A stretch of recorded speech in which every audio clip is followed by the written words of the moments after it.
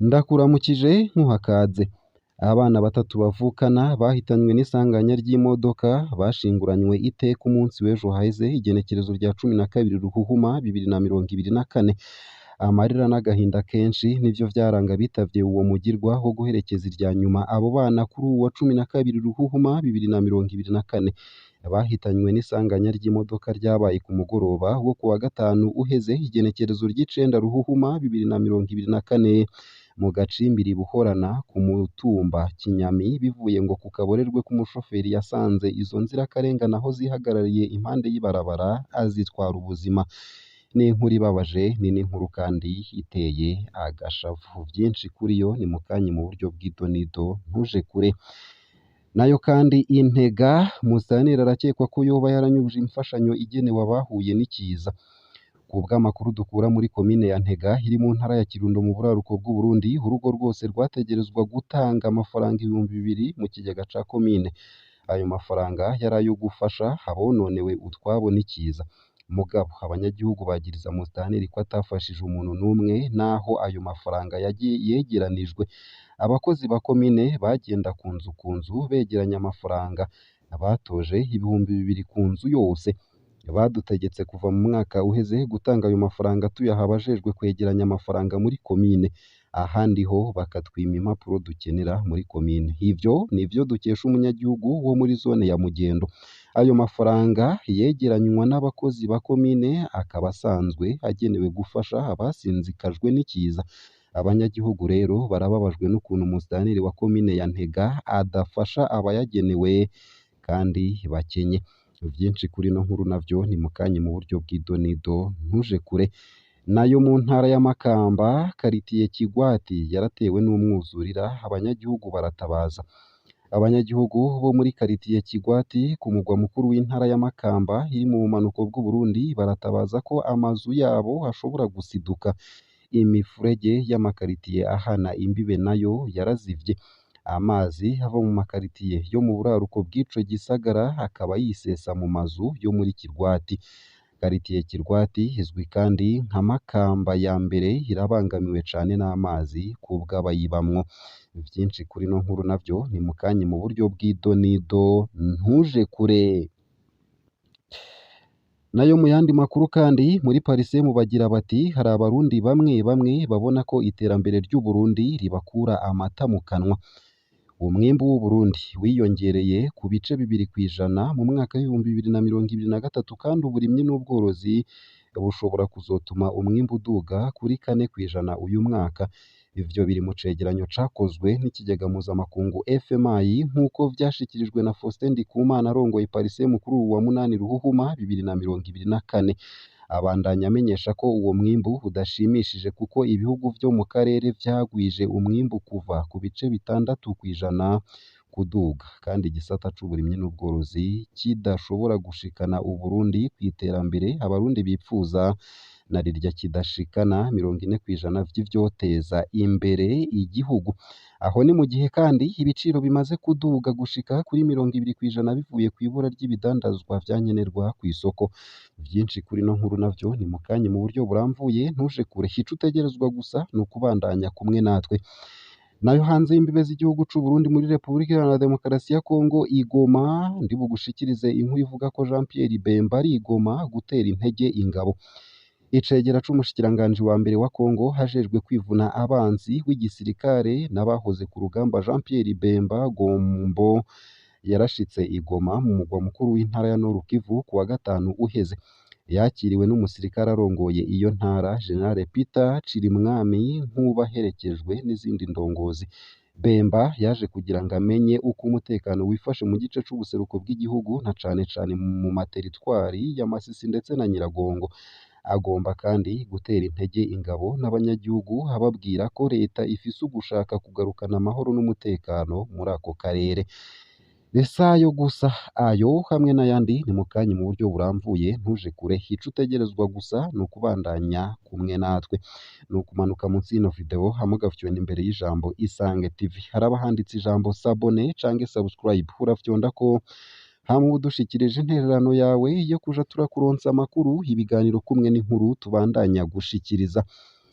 Ntanguye ano makuru ku buryo buramvuye ntunyemerere ngushikirize ino nkuru itari nziza ibabaje kandi inateye agashavu. Mu ntara ya Ngozi abana batatu bavukana bashinguranywe iteka bahitanywe n'isanganya ry'imodoka.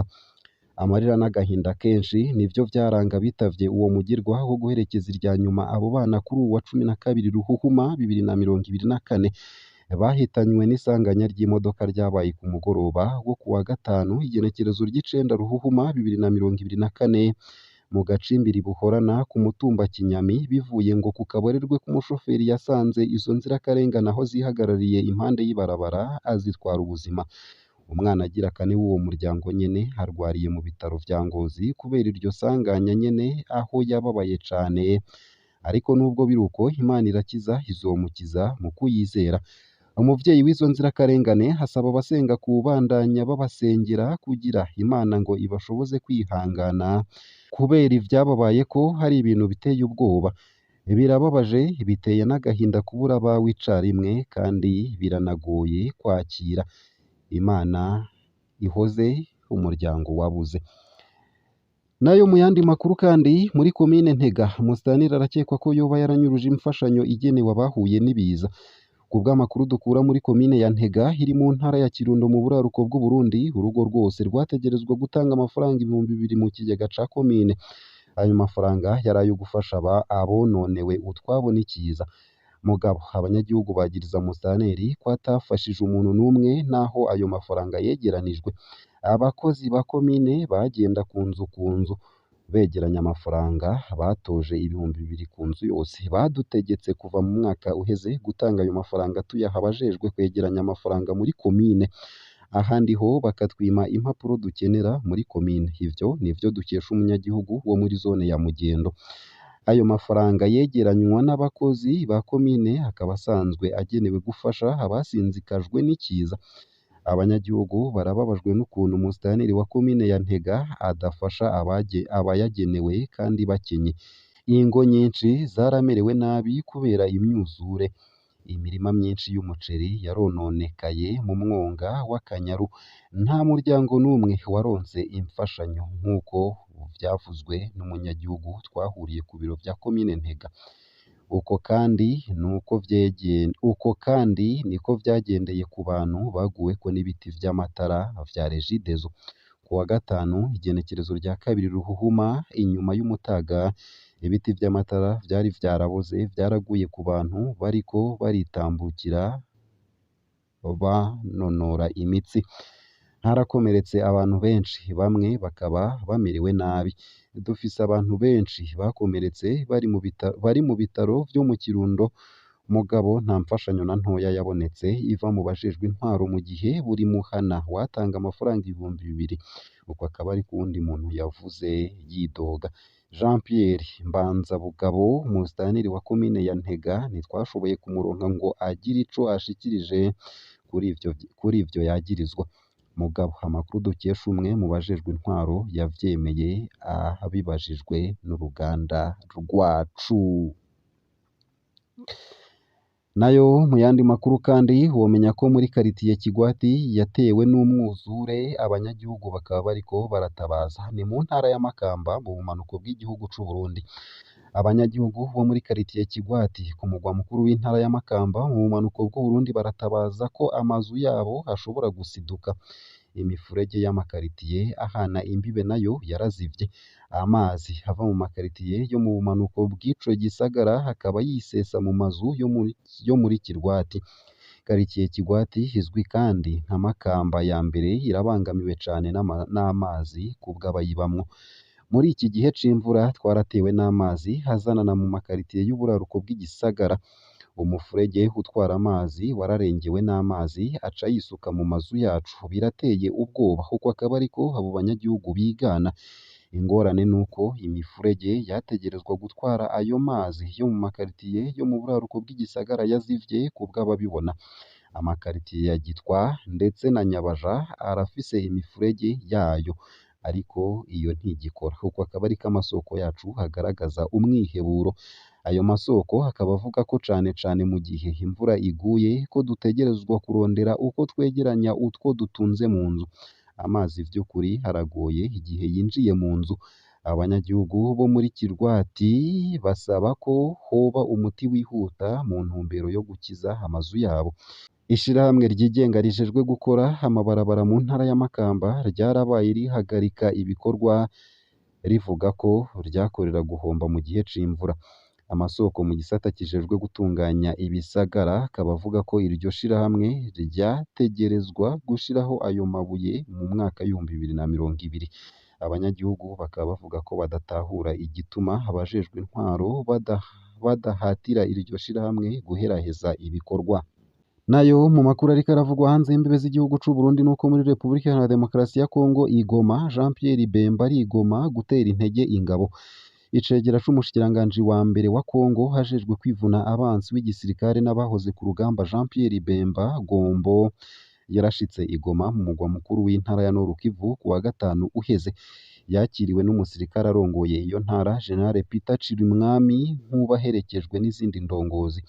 Bemba yaje kugira ngo amenye uko umutekano wifashe mu gice c'ubuseruko bw'igihugu na cane cane mu materitwari ya Masisi na Nyiragongo. Agomba kandi gutera intege ingabo n'abanyagihugu ababwira ko leta ifise ugushaka kugarukana amahoro n'umutekano muri ako karere.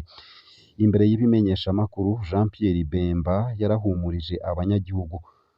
Twariyemeje kugarukana umunezero mu buseruko bw'igihugu cacu. Haheze igihe kinini tubona abanyagihugu batekanye bagandagurwa abandi bagahunga ku bwinshi. Ububisha bw'ubwoko butandukanye twarabubonye. Umukuru w'igihugu aripfuza kubona ubuseruko burimwo amahoro. Uko akaba ariko Jean Pierre yamenyesheje. Yaciye yerekeza mu birindiro vy'ingabo za Congo FARDC muri Groupema ya Kamuronza muri teritwari ya Masisi kuraba ingabo za Congo ziri ku rugamba. Abanyagihugu b'Igoma bararyohewe no kubona umushikiranganji wo kwivuna abansi wa Congo. Kubw'abanyagihugu bamwe bamwe ico ni kimwe mu vyotuma intambara ya M23 itsindwa. Twamye twipfuza ko Bemba aza ngaha muri iki gihe c'intambara, none nguwo yaje. Tumurindiriye ko amategeko mashasha azoha FARDC kugira ngo ituze M23. Uko akaba ariko vyasiguwe na Mapenzi Kimonyo, umunyepolitike wo muri Nord Kivu. Kubw'abandi Jean Pierre Bemba ategerezwa gushira mu ngiro amajambo yiwe. Indongozi zacu zirakunda kuvuga aho gukora.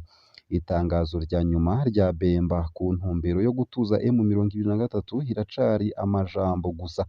Leta itegerezwa kugira ico ikoze imbere ya M23. Uko akaba ariko bibonwa n'umunyagihugu w'Igoma. Muri urwo rugendo rwa Jean Pierre Bemba muri ako karere haravuzwe intambara hagati y'abaroberi ba M23 n'abasirikari ba Congo ku mutumba Kiwuri ku birometero nka 5 uva mu gisagara ca Sake muri teritwari ya Masisi. Mu gihe Bemba yari Isake na Mubambiro harumvikanye ibikoho bito bito na binini hafi y'ikirindiro ca MONUSCO hejuru y'ama antene 3 yo ku mutumba uhanamiye Sake. Biboneka ko ingabo za leta zigomba kwigeza kure hashoboka M23 mu ntumbero yo kwereka abanyagihugu b'Isake ko bashobora gutahuka co kimwe n'abateshejwe izabo berekeje Izayina, Kizimba ndetse na Mahuyutsa. Ku Mutaga umuhanuzi w'urwaruka rwo muri Groupema ya Kamuronza yagirije MONUSCO kuba yarahebeye abaroberi ba M23 ibirindiro bimwe bimwe nk'ica Kiwuri. Ngaha akaba ariho nsoreje ano makuru nari naguteguriye ariko avugwa irya nino mu gihugu c'u Burundi no hakurya y'imbibe z'igihugu c'u Burundi mu yandi makungu. Ico utegerezwa gusa nta kindi ni ukumanuka munsi y'ino video hamwe ugafyona imbere y'ijambo Isange TV. Haraba handitse ijambo s'abonner canke subscribe. Urafyonda ko hamwe udushikirije intererano yawe yo kuja turakuronsa amakuru, ibiganiro kumwe n'inkuru tubandanya gushikiriza bivugwa irya nino mu gihugu c'u Burundi no hakurya y'imbibe z'igihugu c'u Burundi mu yandi makungu.